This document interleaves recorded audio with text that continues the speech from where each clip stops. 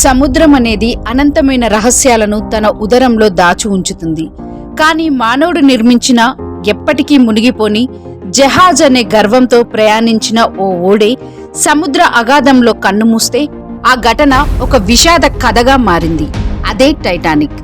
ఇది కేవలం ఒక ఓడ మునిగిపోయిన సంఘటన మాత్రమే కాదు. ఇది మానవ గర్వం, ధైర్యం, ప్రేమ, బలిపీఠం, నిరాశలకు చిరస్మరణీయమైన ప్రతీక. 20వ శతాబ్దపు ప్రారంభంలో మానవ నిర్మాణ శక్తికి టైటానిక్ ఒక అద్భుత నిదర్శనంగా నిలిచింది. 46,000 టన్నుల బరువు, 269 మీటర్ల పొడవు ఉన్న ఆ ఓడ అప్పటి వరకు నిర్మించిన జహాజులలో అతి పెద్దది మరియు అత్యంత విలాసవంతమైనది. దాన్ని మునిగిపోయిన ఓడగా ప్రచారం చేశారు. 16 వాటర్ టైట్ కంపార్ట్మెంట్లతో ఉండడంతో అవి నీటితో నిండిన ఓడ తేలికగా తేలుతుందని ఇంజనీర్లు భావించారు. ఈ గర్వమే దాని పతనానికి మూల కారణమని చరిత్ర నిరూపించింది. 1912 ఏప్రిల్ 10న ఇంగ్లాండ్ నుంచి న్యూయార్క్కు మొదటి ప్రయాణంలో ప్రయాణించిన టైటాన్లో 2200 మంది ప్రయాణికులు, క్రూ మెంబర్లు ఉన్నారు. ప్రయాణం యొక్క 4వ రోజు ఏప్రిల్ 14వ రాత్రి సముద్రం అసాధారణంగా ప్రశాంతంగా ఉంది.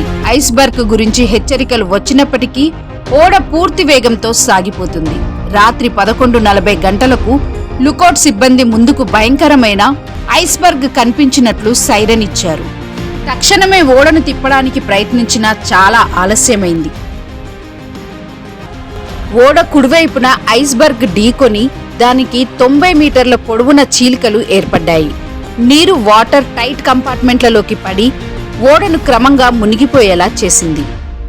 ఓడ మునిగిపోయే సమయంలో మానవ స్వభావం యొక్క ఉత్తమ, అధమ అంశాలు బహిర్గతమయ్యాయి. కొంతమంది తమ జీవితాలను కాపాడుకోవడానికి ఇతరులను తోసిపుచ్చారు. కానీ చాలా మంది అసాధారణమైన ధైర్యం, త్యాగాన్ని ప్రదర్శించారు.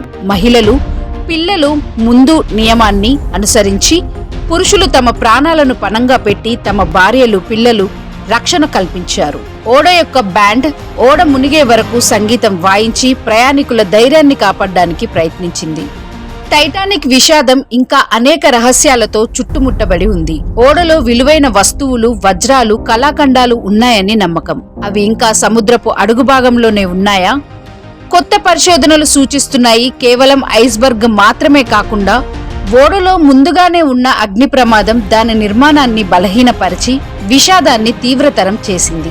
1912 ఏప్రిల్ 15న ఉదయం 2:20 గంటలకు మునిగిపోని ఓడ ఉత్తర అట్లాంటిక్ సముద్రపు గర్భంలో కలిసిపోయింది. 1500కు పైగా ప్రాణాలు కోల్పోయారు. వారిలో చాలా మంది 3వ తరగతి ప్రయాణికులు. ఇది ఆ సమయంలోని సామాజిక అసమానతకు కూడా నిదర్శనంగా నిలిచింది.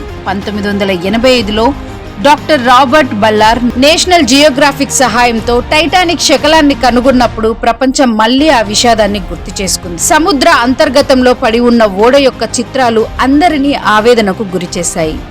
టైటానిక్ విషాదం మనకు ఒక గొప్ప పాఠం నేర్పింది.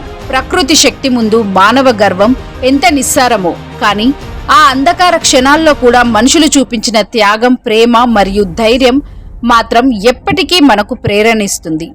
సముద్రం లోతుల్లో నిద్రిస్తున్న టైటానిక్ ఒక విషాద స్మారక చిహ్నంగా తన గర్వాన్ని నియంత్రించుకోవడానికి మరియు జీవితం యొక్క బాధ్యతను గుర్తు చేయడానికి నిరంతరం గుర్తు చేస్తూనే ఉంటుంది.